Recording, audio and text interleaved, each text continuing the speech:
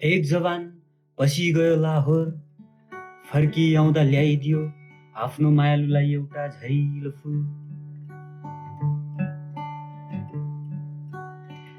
दिएर फुल फर्किआएन लाहोरे फेरि, र त रोप्यो लाहुरेको निशानीलाई करेसैमा, र गर्यो न्वारान लाहुरे फुल।